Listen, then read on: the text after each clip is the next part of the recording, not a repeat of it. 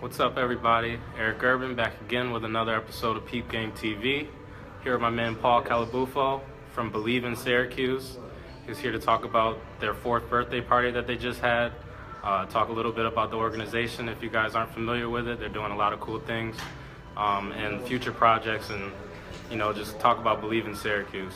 So I'll let you do the honors of telling you what Believe in Syracuse is and what you guys do.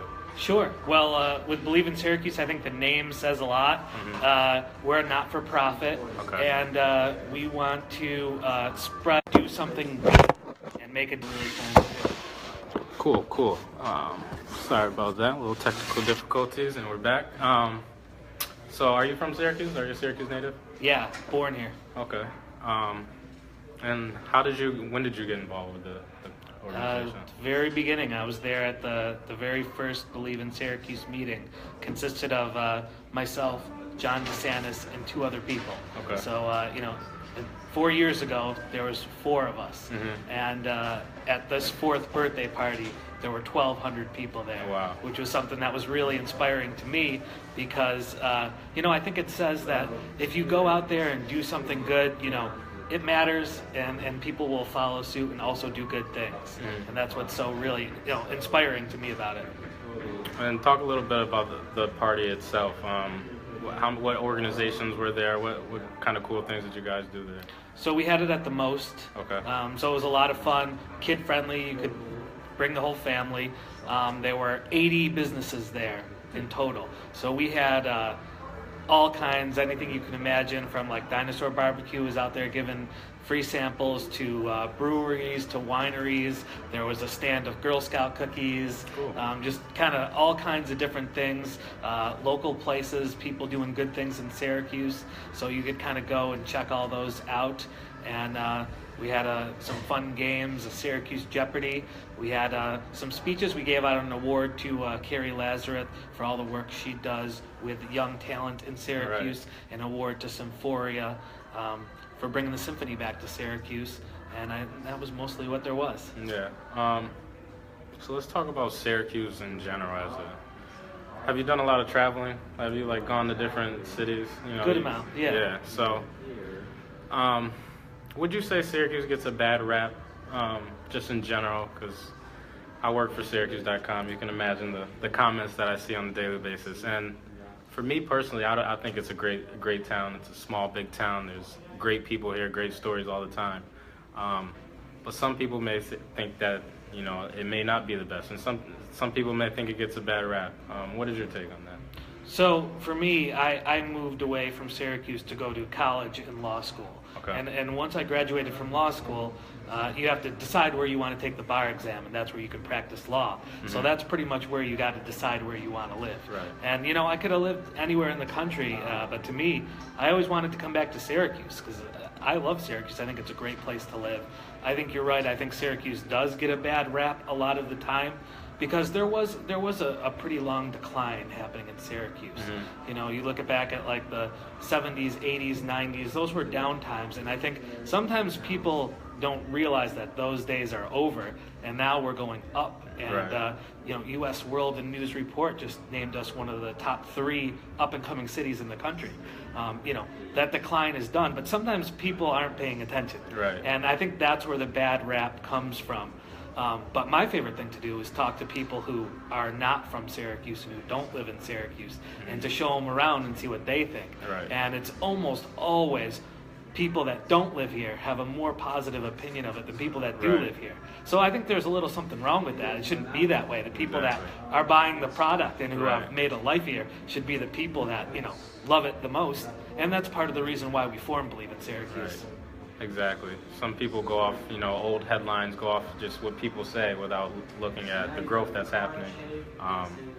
And you guys are focusing a lot on the arts this year. Can you talk a little bit about what art in general, public art, does for a city, the pride of the city, and what art just means to, the growth of the city? Yeah. So one of the big things, this is my first year as president of Believe in Syracuse. Okay. So one of the big things I wanted to do was have a focus where we're really, because as we grow and grow, one of the challenges now is not branching off in too many directions. You know, there's always so many good things that could be done. Right. But I really want to make an impact and kind of have everybody moving in one direction. So my first suggestion was to focus on the arts. And I did that because I noticed a lot of public art is happening in Syracuse. You know, over this last year and going into this year, 2017, there's a lot happening. Connective Corridor is investing $650,000 in public art, some really cool stuff. He had the amphitheater go up, brought in over 100,000, something close to 150,000 people from out of town that came in to experience the arts and help our economy. You know, so there's all these things happening. And I said, you know, now's the time to jump on board. Because the way I look at it, more art equals a better quality of life.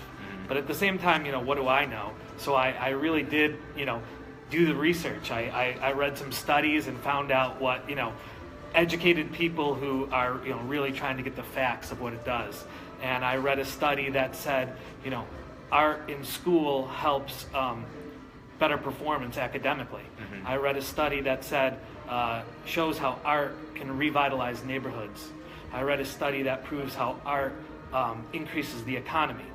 And I read another study that talks about how participation in the arts helps your psychological well-being.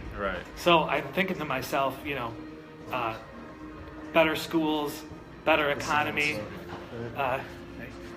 psychological well-being, revitalized neighborhoods, like these are things we want in Syracuse, obviously. So I think that's, you know, that's the reason why we're focusing, and that's what we want to get out of it. It's kind of like a lot of people are involved in it. You got the people that are actually doing the art. You know, when you talk about showing people around, people are proud to see, you know, a colorful city. I know the land bank is doing stuff, fixing up vacant homes. So the art plays a big part in the growth of the city and people having pride in where they're from. Besides the arts, what are some other things you guys are looking forward to in the future this year? Just in general around Syracuse, or what 40 Below is doing? Just in general. So, I said 40 Below, I meant Believe in Syracuse. That's because I had something on my mind. You mentioned the land bank. 40 Below is actually working with the land bank right now. They're doing something called a One House Initiative. And they are connecting artists with the land bank. And they're going to take kind of unlived in, dilapidated properties. They're going to have artists go, all the boarded up windows, they're going to put art in all those windows. They're going to have people like trim the hedges, you know, mow the grass. So instead of being like an eyesore that takes a neighborhood down, it'll be some like beautiful piece of art that lifts the neighborhood up. You know, and that's something that's really cool that I'm really excited about that's going on. That's awesome. And Believe in Syracuse, this is your first year as president. What are some of your short-term and long-term goals? Let's say maybe by the end of the year, this is your fourth anniversary. So by year 5, what do you guys hope to achieve, and maybe like 5 years down the road? That's a really good question. So I'm looking at 4 major projects we've got going on over the year. So one is we want to create our own piece of public art.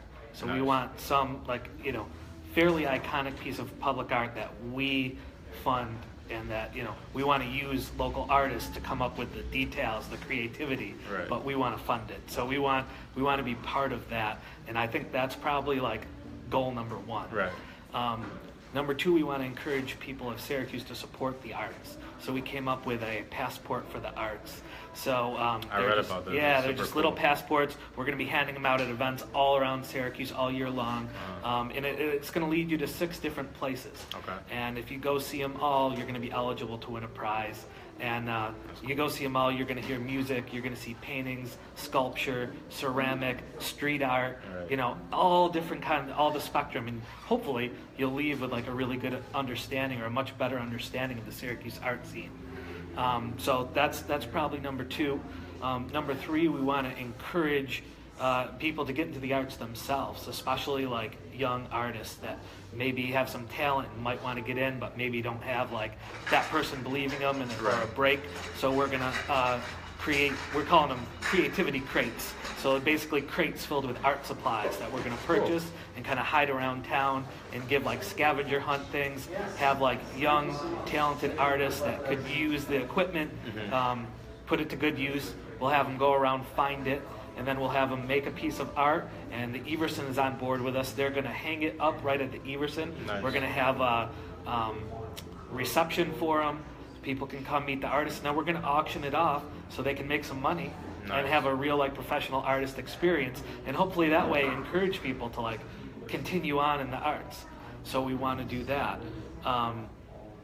There's also a few other initiatives we're looking to continue with our Reading is Fun block party, which distributes books to all young kids around the city to encourage literacy, encourage reading.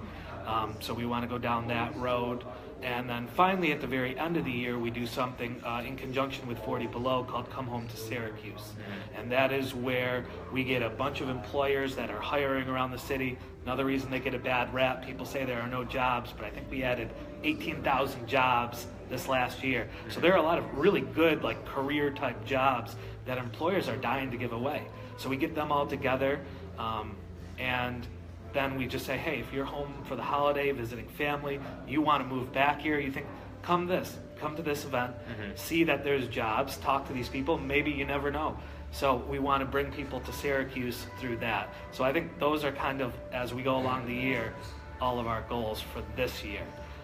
Just this year. I mean, you guys are doing a lot of stuff, and it needs to be highlighted, it needs to be vocalized, the great stuff that you're doing.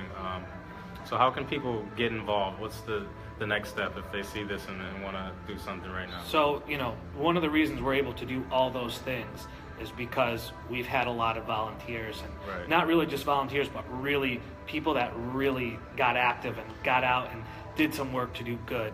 And again, just coming back to, I don't think enough people know that their actions really matter. Good and bad, they both matter a lot. So if you complain about where you live, then you're going to inspire the people around you to complain about where you live. And that might not be the place where you want to live, where everybody's just complaining. But if you go out there and do something good, you're going to inspire the people around you to also go out and do something good.